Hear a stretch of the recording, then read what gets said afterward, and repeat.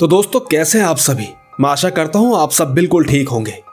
दोस्तों हमारी आज की कहानियां सच कहूं तो बेहद ही लाजवाब है। शॉर्टकट में बताऊं तो यूं समझिए, ये नहीं सुना तो क्या सुना। मुझे पूरी उम्मीद है आपको हमारी आज की कहानियां जरूर पसंद आएगी।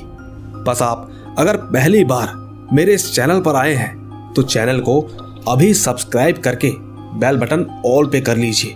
साथ ही दोस्तों अगर आप ये चाहते हैं कि मैं आपकी कहानियों को अपनी आवाज दूं तो कहानियां सुनने के बाद आप मुझे इंस्टाग्राम पर मैसेज कर सकते हैं। मेरी आईडी है महेश आर्या यूट्यूबर। कहानियों के बाद मैं आप सबको वहीं मिलूंगा।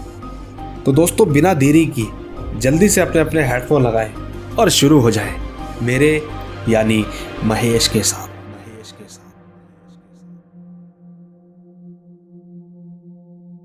दोस्तों मेरा नाम अभिषेक मीणा है। मैं कारपेन का रहने वाला हूं और आज जो कहानी मैं आप सभी को बताना चाहता हूं वो मेरे और मेरे दोस्तों के साथ घटी एक सच्ची घटना है। दोस्तों दरअसल बात उन दिनों की है जब मैं और मेरे दोस्तों ने अपने गांव की नदी की तरफ पार्टी करने का सोचा था। उस वक्त शाम के 5 बज रहे थे तो हमने सोचा कि वहां पर रात के 8 बजे चलेंगे और फिर वहां से ठीक 11 बजे तक घर आ जाएंगे। हम ये सब सोच ही रहे थे कि तभी मेरे दोस्त ने, जिसका नाम विजय है, उसने बोला कि वहां पर तो भूत प्रेतों का वास है, इसीलिए हमारा वहां रात में जाना बिल्कुल ठीक नहीं रहेगा। उसकी बातें सुनकर मेरे दोस्त बंटी ने कहा कि ये सब बकवास बातें हैं, ऐसा कुछ भी नहीं होता। मैं तो इन पर बिल्कुल यकीन ही नहीं करता हूं। हालांकि दोस्तों मैं भी इन बातों पर यकीन नहीं करता था, इसीलिए हम दोनों ने मिलकर विजय को वहां जाने के लिए राजी कर लिया। इसके बाद हमने कुछ खाने पीने की चीजें ली और 8 बजे तक जाने के लिए सारी तैयारियां कर ली थी। लेकिन विजय थोड़ा घबराया हुआ सा था। वैसे हमने ऐसे भूत प्रेतों के किस्से कहानियां सुनी तो बहुत थी, पर नदी के पास हनुमान जी का मंदिर भी तो था। उसकी वजह से हमारा हौसला बढ़ रहा था। इसी बीच हम नदी की तरफ चले गए थे। वहां पर हम तीनों ने बहुत मस्ती की, बातचीत करते हुए खाना भी खाया।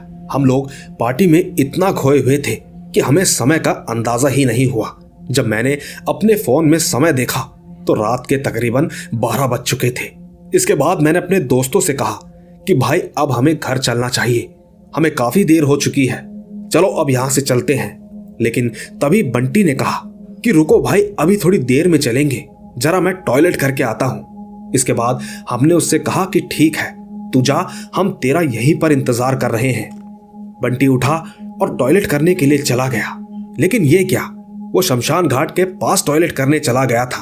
वैसे हमने उससे बोला हुआ था कि तू ज्यादा दूर तक मत जाना, परंतु वो फिर भी वहां चला गया। उसे गए हुए अब 20 मिनट हो चुके थे, लेकिन वो अभी तक वापस नहीं आया था। इसीलिए हम दोनों थोड़ा घबरा गए कि तभी अचानक से हमारे कानों में बेहद ही डरावनी सी आवाज पड़ी। हम दोनों हड़बड़ी से खड़े उठ गए और धीरे धीरे उस आवाज की तरफ बढ़ने लगे। लेकिन तभी हमारी नजर बंटी पर पड़ी। उसे देखकर हमें थोड़ी राहत मिली। लेकिन दोस्तों जैसे जैसे हम उसके करीब जा रहे थे तो हमने पाया कि वो एक कब्र के पास बैठा हुआ था और गाना गा रहा था। उसने अपनी पीठ हमारी तरफ कर रखी थी। हमने उससे कहा कि भाई यहां पर क्या कर रहा है, चल जल्दी से अब घर चलते हैं। वैसे ही हमें काफी ज्यादा लेट हो चुकी है। परंतु दोस्तों उसने हमारी बातों का कोई जवाब नहीं दिया। यही सोचकर विजय उसके पास गया और विजय ने उसके कंधे पर हाथ रखा ही था कि वो एकदम से पीछे पलटा। उसे देखकर हम दोनों बहुत डर गए थे। हमने देखा कि उसकी आंखें एकदम लाल सी थी और पूरा चेहरा अजीब गुस्सैल भरा हुआ था। हम कुछ करते कि इससे पहले उसने विजय को इतनी तेज धक्का दिया कि विजय वहां से 5 से 6 फुट की दूरी पर जा गिरा। मैंने तुरंत भागकर विजय को उठाया। बंटी की ये हरकत के बाद हम दोनों डर से कांप रहे थे और फिर हम दोनों वहां से हनुमान मंदिर की तरफ भागने लगे। पीछे पलटे तो बंटी भी हमारे पीछे पीछे आ रहा था। इसके बाद जब हम मंदिर के अंदर पहुंचे तो हमने पुजारी जी को आवाज लगाई। उनके आते ही हमने उन्हें सारी बात बताई। उन्होंने फौरन मंदिर के अंदर आने को कहा। जब बंटी मंदिर के पास पहुंचा ही था तो उन्होंने कुछ पत्ते उठाकर बंटी की तरफ फेंके, जिसकी वजह से वो चीखने चिल्लाने लगा। हालांकि वो थोड़ी ही देर बाद बिल्कुल ठीक हो गया था। तब जाकर पुजारी जी ने हमें बताया कि तुम्हारे दोस्त ने किसी के कब्र के पास ये उल्टा काम किया था। कहते हैं कि 4 साल पहले एक आदमी उसी कब्र के पास गया था तो वहां कुछ गुंडों ने उसे मार दिया था। शायद तभी से उसकी आत्मा वहीं पर भटकती रहती है और तो और अक्सर वो कई लोगों को परेशान भी करती रहती है। अब इस बात में कितनी सच्चाई है ये तो आप लोगों से बढ़कर कोई नहीं जान सकता। तो दोस्तों देखा आपने, ये थी अभिषेक की कहानी। इनकी कहानी आपको कैसी लगी नीचे कमेंट में जरूर बताइएगा। तब तक मैं ले चलता हूं आपको हमारी आज की दूसरी कहानी की तरफ। आइए सुनते हैं। दोस्तों आज जो कहानी मैं आप सभी को सुनाने जा रही हूं वो मेरे साथ घटी एक घटना है। वैसे ये बात उन दिनों की है जब मैं 2nd ईयर कॉलेज में पढ़ रही थी। कॉलेज के साथ साथ मैं नौकरी भी कर रही थी। एक दिन की बात है, हुआ यूं कि हम सभी ऑफिस के स्टाफ वालों ने पार्टी करने का सोचा। उस समय नवंबर का महीना था, महीना ठंड का था, इसीलिए हम सोच रहे थे कि हम पार्टी कहां पर करेंगे।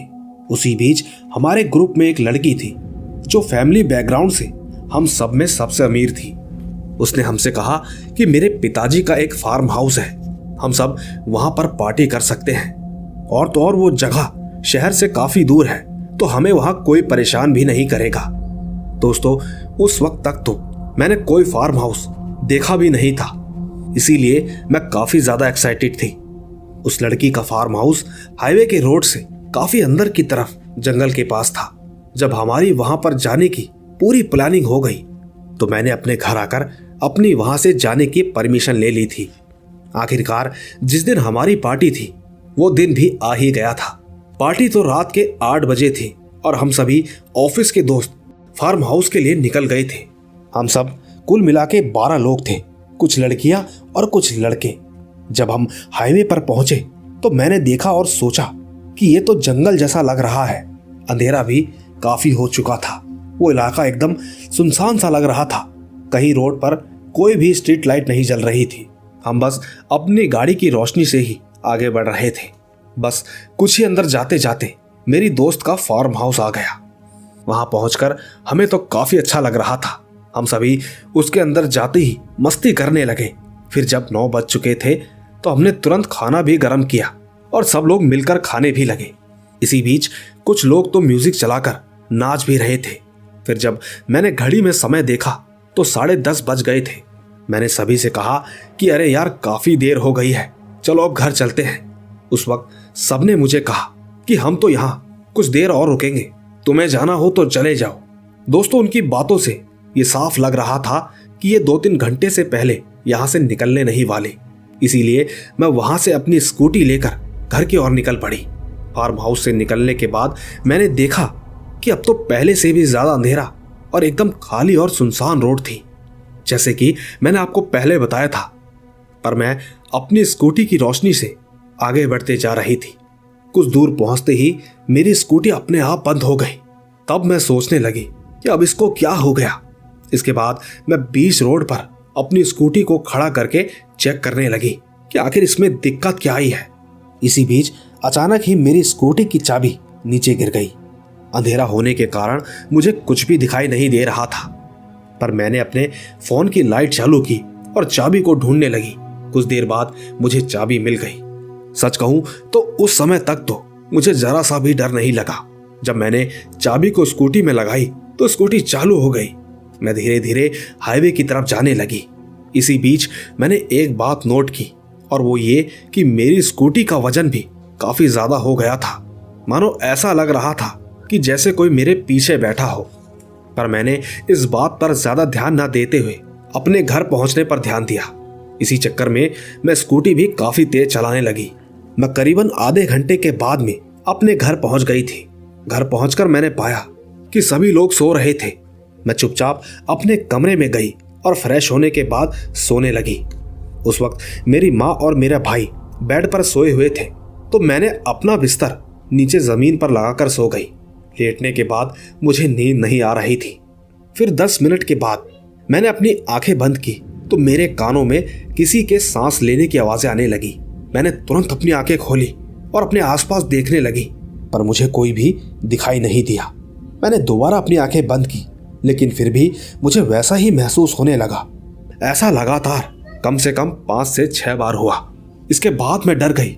मैं अपनी माँ को आवाज लगाने की सोच रही थी, पर मेरे हाथ पैर एकदम से जकड़ गए थे, मानो किसी ने जोरों से मेरे हाथ पैर पकड़ लिए हो। मैं अपनी जगह से हिल भी नहीं पा रही थी और ना ही मेरे गले से कोई आवाज निकल रही थी। मैं सोचने लगी कि अब क्या करूं, कि तभी मैंने अपने मन ही मन हनुमान चालीसा पढ़ने लगी। जैसे ही मैंने हनुमान जी का नाम लेना चालू किया, मानो ऐसा लगा कि मेरे पास से कोई चीज तेजी से भागकर घर से बाहर चली गई। इसके बाद सब कुछ नॉर्मल हो गया था और फिर रात भर मैं आराम से सो गई। अगली सुबह मैंने माँ को रात की घटना के बारे में बताया। माँ ने तुरंत मंदिर से राख का टीका लगाकर कहा कि आगे से कभी भी देर रात और सुनसान जगह से बिल्कुल मत आना। दोस्तों, इसी के साथ मेरा एक और किस्सा है। उस वक्त मैं बहुत छोटी हुआ करती थी। तब मैं स्कूल में पढ़ती थी और हमारा स्कूल घर से काफी दूर था, तो मैं हमेशा ही घर से जल्दी निकल जाती थी, क्योंकि मैं अक्सर पैदल ही जाया करती थी। मैं पूरे रास्ते खेलते मस्ती करते हुए जाती थी। दोस्तों, मैं एक बात आप सभी को बताना चाहती हूँ कि हमारे स्कूल के पास एक काफी मशहूर बगीचा है। उसमें झूले और काफी अच्छे अच्छे फूल पौधे लगे हुए हैं। उन दिनों वहां काफी अच्छे अच्छे फूल और पौधे लगे हुए थे। मुझे फूलों से काफी प्यार था, लेकिन हमेशा मेरे घर वाले मुझे डांटते रहते थे कि खबरदार उस बगीचे में गई तो। इसी वजह से मैं हर रोज आते जाते उस बगीचे को बाहर से ही देखती थी।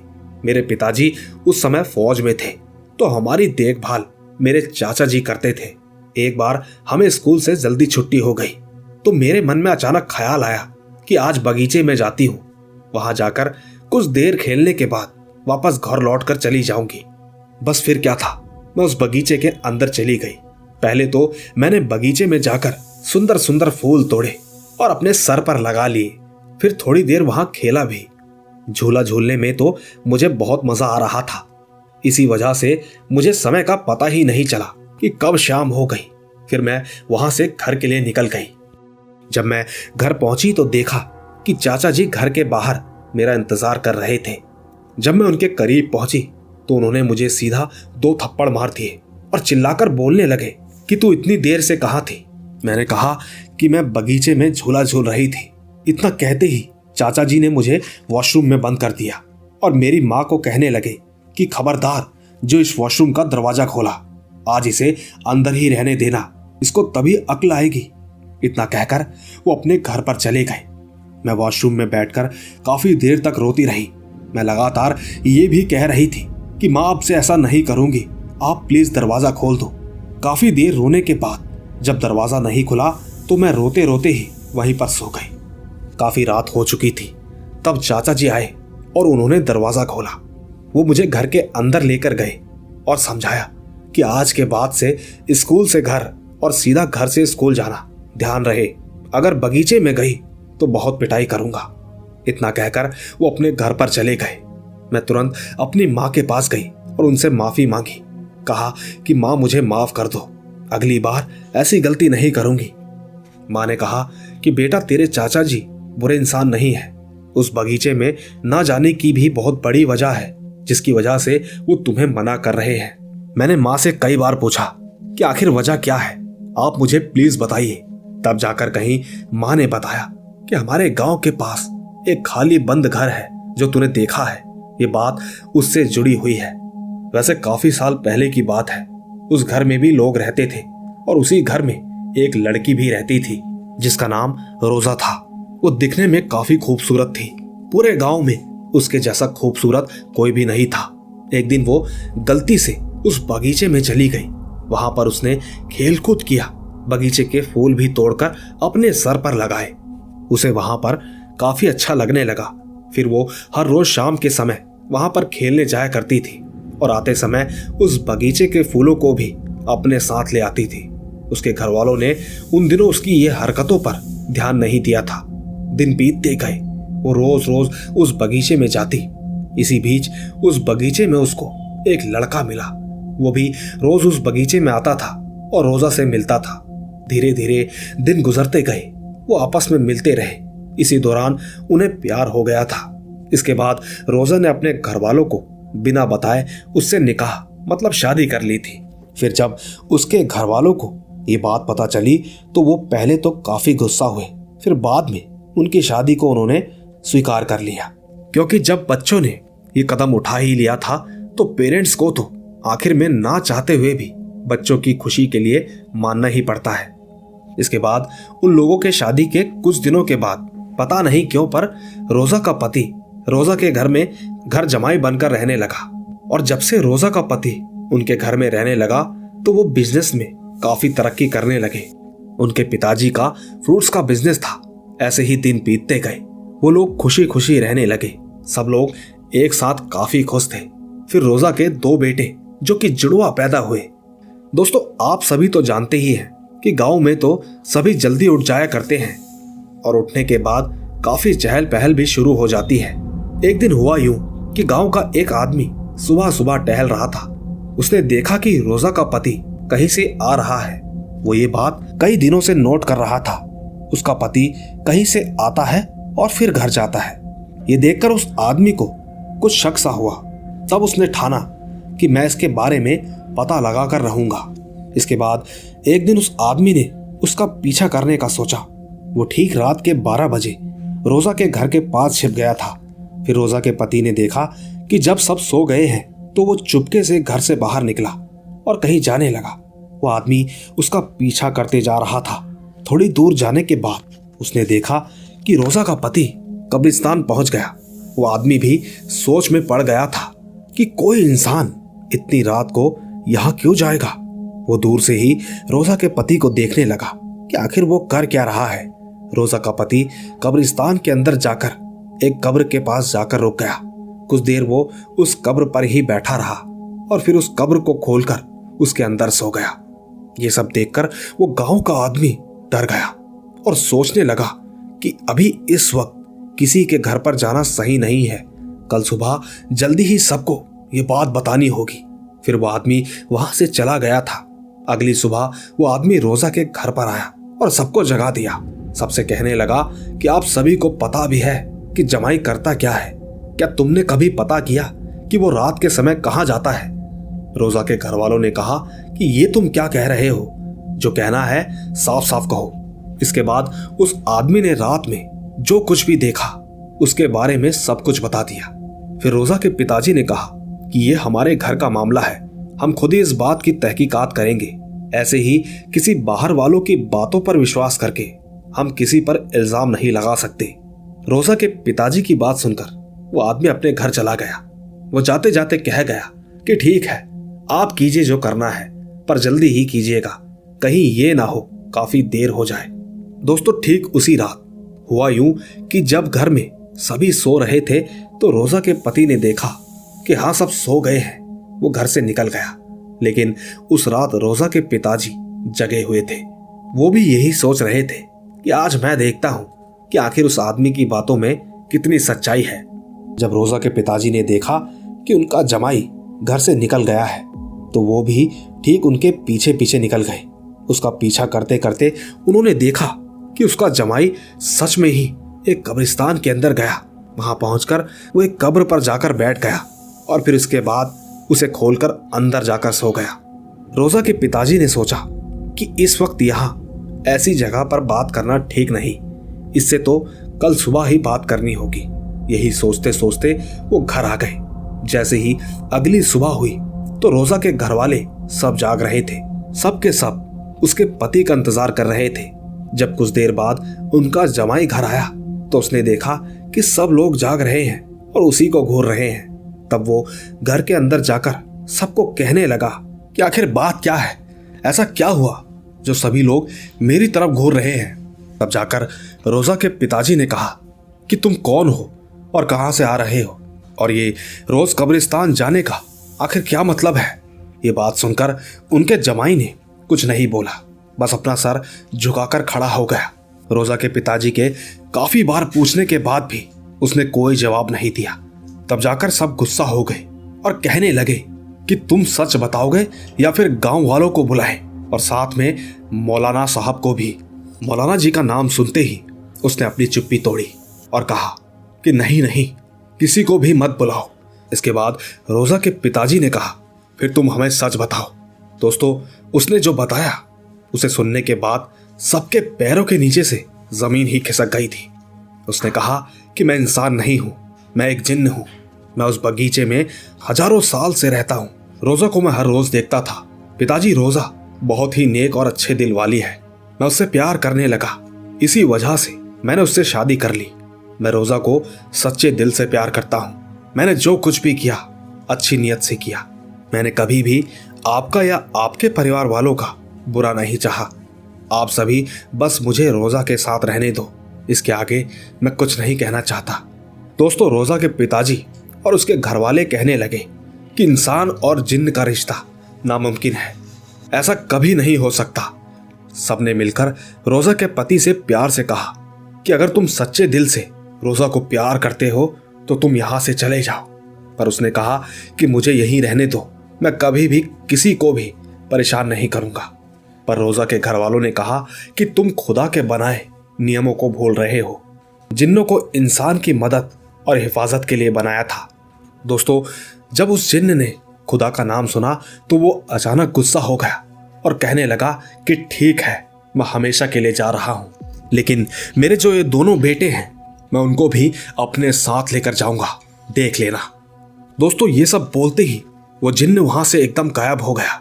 रोजा अपने पिताजी के सामने बहुत ज्यादा रोई और रोते रोते कहने लगी कि मुझे मेरे पति के साथ रहने दो। काफी रोने के बाद वो चुप हो गई।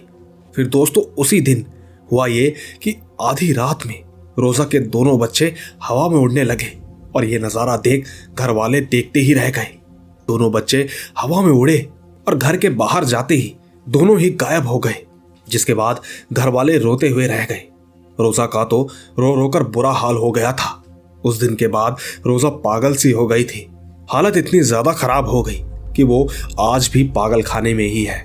इसी के कुछ दिनों बाद भी उसके घर वालों ने वो घर खाली कर दिया था, इसीलिए तुम्हें वहां जाने से मना करते हैं। दोस्तों, मेरी माँ ने जब मुझे ये सब बताया और कहा कि बेटी, ये सब सच्ची बात है, इस दुनिया में कई चीजें ऐसी होती है जिस पर यकीन कर पाना मुश्किल होता है। साथियों, उस दिन के बाद से मैं उस बगीचे में कभी नहीं गई। हाँ, लेकिन आज भी बाहर से मैं उस बगीचे के अंदर झांकती हूँ तो सच में दिखता है कि झूला अपने आप झूल रहा है और पेड़ों की डाली भी अपने आप नीचे तक आ जाती है। न जाने आप इस कहानी को वहम समझे, ये तो मुझे नहीं पता, पर अगर आपको जरा सी भी सच्चाई लगती है तो नीचे कमेंट में जरूर बताइएगा। पर इसी के साथ मैं अपनी तीसरी कहानी भी सुनाना चाहती हूँ, जो कि 4 साल पुरानी है। हमारे गांव में 2 या 3 बार बाबा जी का सत्संग करने आते हैं, इसीलिए हम सब भी उन्हें सुनने जाते हैं। तो जो बाबा जी 4 साल पहले आए थे, उन्होंने एक बात बताई थी जिसे हम सब सुनते ही रह गए और आज तक सोचते हैं कि कैसे कैसे लोग होते हैं। बाबा जी ने बताया कि उनके गुरु के साथ एक घटना घटी थी जो कि उन्होंने हमें सुनाई थी। बाबा ने कहा कि उनके गुरुजी के पास एक परिवार आया हुआ था।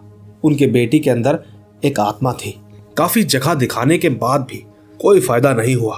तब गुरुजी ने उसकी आत्मा को मुक्ति दी थी। जब वो परिवार आया तब तो उनकी बेटी की हालत बेहद ही ज्यादा खराब थी और जब अकेले में गुरुजी ने उस आत्मा को बोला कि तुम कौन हो, तो उस आत्मा ने कहा कि मैं इस लड़की का ही पिता हूं, मैं मेरे ही परिवार से बदला लेने आया हूं। गुरुजी ने उस आत्मा से कहा कि तुम ये सब क्यों करना चाहते हो, इन लोगों ने आखिरकार तुम्हारा बिगाड़ा क्या है। दोस्तों, तब जो उस आत्मा ने गुरुजी को बताया, वो बात सुनकर गुरुजी हैरान हो गए और साथ ही दुखी भी हो गए। उस आत्मा ने बताया कि मेरा नाम राम है, मेरे परिवार में मेरी पत्नी, एक बेटा और एक बेटी है। मेरा चमड़े का व्यवसाय था, हालांकि काम छोटा था पर हम सुखी थे। लेकिन बच्चे बड़े हुए तो उनकी जिम्मेदारी और उनकी जरूरतों को पूरा करने के चक्कर में मैं अपनी दुकान में झूठ बोलने लगा। यहाँ तक कि दिन भर लोगों से झूठ बोलकर काफी पैसा कमाता था। ऐसा करते करते दिन गुजरते रहे। मैंने काफी लोगों से ठगी करके खूब पैसे कमाए। मेरे बच्चे बड़े हुए, मैंने उनको पैसे और ऐशो आराम में कोई कमी नहीं रखी। फिर मैंने अपनी दुकान भी बड़ी कर ली थी। दिन गुजर रहे थे। अक्सर बैठे रहने की वजह से मुझे शुगर की बीमारी हो गई। ज्यादा मेहनत करने से मेरी तबीयत भी खराब होने लगी। मेरे बच्चे, मेरी पत्नी मुझ पर कभी ध्यान नहीं देते थे। मेरी पत्नी पूरा दिन मायके में रहती और बेटी अपने बॉयफ्रेंड के साथ। मेरा बेटा पूरा दिन दोस्तों के साथ आवारागर्दी करता था।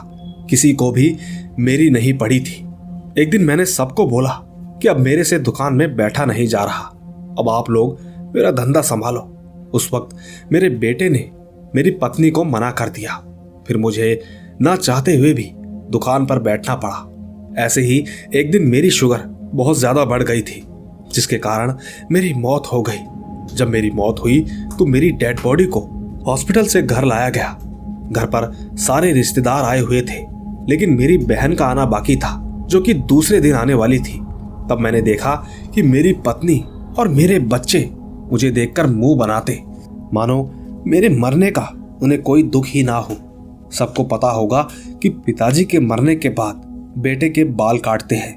उस वक्त मेरी पत्नी ने सारे रिश्तेदारों को मना कर दिया कि बेटे के सर से बाल नहीं कटेंगे। जब रात हुई तो सभी लोगों का खाने का समय हो गया था। और ये बात तो आप सब जानते ही होंगे कि जब किसी के घर में मौत हो जाती है तो वहां पर तीखा और चटपटा खाना नहीं बनाते। जब सभी परिवार के लोगों ने सामने खाना खाया तो मेरे बच्चों ने कहा कि ऐसा खाना कौन खाए। वो अंदर किचन में जाकर पापड़ उठाकर सबके सामने खाने लगे। देर रात तक घर के सारे परिवार वाले मेरी डेड बॉडी के पास बैठे थे। तब मेरी पत्नी और मेरे बच्चे उठकर बेडरूम में आ गए और अंदर से कुंडी लगा ली। वो अंदर बातें करने लगे। मैं भी बेडरूम में गया और उनकी बातें सुनने लगा। मेरा बेटा बोला कि पिताजी को जला देते हैं, अजीब सी महक आ रही है और ये बाकी रिश्तेदार भी सर पर बैठे हैं। तब मेरी पत्नी ने कहा कि अब मैं क्या बोलूं, तेरे पिताजी को भी अभी मरना था, कुछ दिन और जिंदा नहीं रह सकते थे। देखो, एक जमीन के पेपर साइन करवाने थे, अब वो जमीन भी हाथ से चली गई। और तो और तेरे पिताजी की बहन इतनी बदतमीज है कि क्या ही बोले। इसके बाद वो कहने लगी कि एक रात की ही तो बात है बेटा, कल सवेरे होते ही ये सब चले जाएंगे।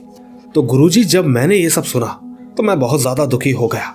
मैंने अपने परिवार वालों के लिए आखिरकार क्या नहीं किया और ये मेरे पीठ पीछे ये सब बातें कर रहे हैं। जब अगला दिन हुआ तो मेरी बहन आई और सब परिवार वाले मुझे अंतिम विदाई दे रहे थे। फिर कुछ दिनों बाद मेरे परिवार वालों में से किसी ने मेरी पत्नी को मेरी अस्थियां दी तो मेरी पत्नी ने परिवार वालों से कहा कि हमारे पास अस्थियां विसर्जन करने के लिए बिल्कुल समय नहीं है। उसने 500 रुपए दिए और कहा कि आप ही ये काम निपटाओ।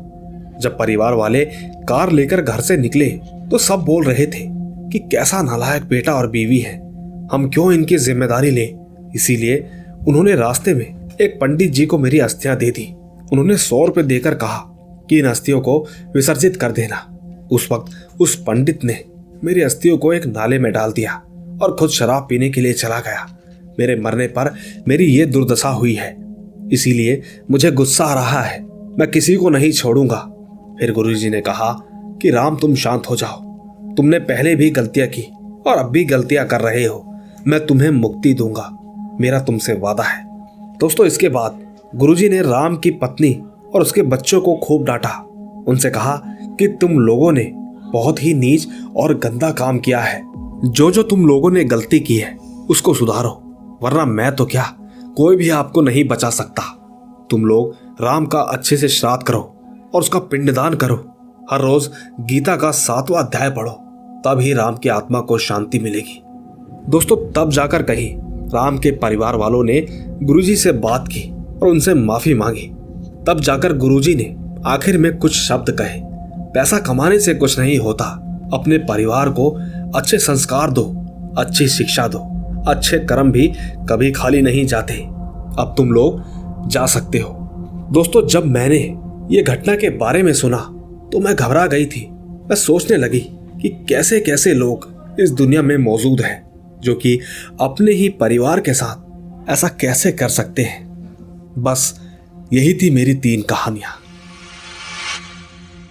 तो दोस्तों, देखा आपने, इनकी तीनों कहानियां बेहद ही लाजवाब और तारीफे काबिल है। मैं इनको दिल से सलाम करता हूं। साथ ही दोस्तों, इनकी सबसे आखिरी कहानी सबसे ही हटकर और एकदम इमोशनल कहानी है। वैसे सच कहूं तो मैंने ये शब्द कई बार सुने हैं। अक्सर लोग कहते हैं कि जैसे भी हैं है तो मेरे पिताजी ही, और जैसी भी है तो मेरी माँ ही। बाकी आपको क्या लगता है नीचे कमेंट्स में जरूर बताइएगा। तब तक मैं ले चलता हूं आपको हमारी आज की अगली कहानी की तरफ। आइए सुनते हैं। दोस्तों, मैं रामपुर शहर का रहने वाला हूं और आज जो कहानी मैं आप सभी को बताने जा रहा हूं वो मेरे दोस्त के साथ घटी एक सच्ची घटना है। दोस्तों, बात कुछ ऐसी है कि 2 दिन पहले से मेरा दोस्त अपने सर की पट्टी बंधवा के आ रहा था। उसके सर पर एक चोट का निशान भी था। मेरे उससे पूछने पर उसने बताया कि अभी कुछ दिन पहले जब यहाँ पर बारिश हो रही थी तब सुबह के समय वो जिम गया था। उस वक्त बारिश नहीं हो रही थी। जब वो जिम से वापस लौट रहा था तो उस समय बारिश होने लगी, इसीलिए वो जल्दी घर पहुंचने के चक्कर में शॉर्टकट वाले रास्ते से घर आ रहा था। लेकिन उस शॉर्टकट वाले रास्ते पर कोई भी नहीं था, एकदम सुनसान रोड थी और उसी रास्ते पर एक घाट भी पड़ता है। तो वो साइकिल पर था। अचानक से उसकी साइकिल को किसी ने जोर से धक्का दिया, जिसके कारण उसका सर आम के पेड़ से जाकर टकरा गया। पर हैरानी की बात तो ये थी कि जब उसने पीछे मुड़कर देखा तो वहां पर कोई भी नहीं था। इसीलिए उसने चुपचाप अपनी साइकिल उठाई और सीधा अपने घर पर आ गया। उसका कहना है कि तब से वो अब तक उस शॉर्टकट वाले रास्ते से वापस जिम नहीं गया। आइए दोस्तों, चलते हैं अपनी आखिरी कहानी की तरफ। आइए सुनते हैं। दोस्तों, मैं आप सभी को अपना नाम नहीं बताना चाहता। वैसे मैं गुजरात का रहने वाला हूं और आज जो कहानी मैं आप सभी को सुनाने जा रहा हूं वो मेरे साथ घटी एक सच्ची घटना है। दोस्तों, ये बात साल 2019 की है। एक दिन मुझे बहुत तेज बुखार आया था। तब मेरी माँ मुझे एक आंटी के पास लेकर गई और उस आंटी को सारी बात बताई। तो उस आंटी ने मुझे एक गुलाब का फूल दिया और कहा कि इस गुलाब के फूल को घर जाकर खा लेना, तुम्हारा बुखार उतर जाएगा। तो ठीक दोस्तों, जब हम घर वापस आए तो मैंने ठीक वैसा ही किया जैसा आंटी ने मुझे करने को कहा था। मैंने वो गुलाब का फूल खा लिया। लेकिन सच कहूं तो उस गुलाब के फूल के जरिए मेरे अंदर चुड़ैल को डाल दिया था, क्योंकि मैं उसी रात को जोर जोर से चिल्लाने लगा। ये देखकर मेरी माँ और मेरे पिताजी, घर के सभी लोग उठकर मेरे कमरे में आ गए। उन्होंने देखा कि मैं बिल्कुल टेढ़ा हो चुका था, जो कि मैं आपको बातों के जरिए बता नहीं सकता। घर वालों ने किसी तरह मुझे शांत किया और चुपचाप सुला दिया। पर सच कहूं तो पूरी रात मुझे अजीब अजीब से सपने आते रहे। दोस्तों, फिर इसके दूसरे दिन माँ मुझे एक बाबा जी के पास ले गई। सच कहूं तो हैरानी तो हमें तब हुई जब बाबा जी ने सेम वो फूल वाली बात मेरे घर वालों को बताई। बाबा ने तुरंत मेरे ऊपर झाड़ा लगाया और मुझे 20 दिनों तक घर से बाहर जाने से मना किया। वहां से जाने से पहले उन्होंने मुझे एक ताबीज पहनने को दिया। दोस्तों, कहानी छोटी है पर यकीन कीजिएगा ये बिल्कुल सच्ची है। दोस्तों, हमने भी सोचा था कि उन आंटी से जाकर पूछें, पर हमारे पास ऐसा कोई सबूत नहीं था जिससे कि हम उनसे इस बारे में बात कर सकें। बस यही थी ये कहानी। तो दोस्तों, यही थी हमारी आज की कहानियां। उम्मीद है आपको ये कहानियां जरूर पसंद आई होगी। दोस्तों, अगर आपको आज की ये कहानियां जरा सी भी पसंद आई हो तो कहानियों को लाइक, शेयर और कमेंट जरूर कीजिएगा। बाकी मैं तो मिलता ही रहूंगा आपको इसी तरह की रोमांच भरी रहस्यमयी कहानियों के साथ। बस तब तक आप अपना और अपने परिवार का ख्याल रखें। चलता हूं, बाय बाय।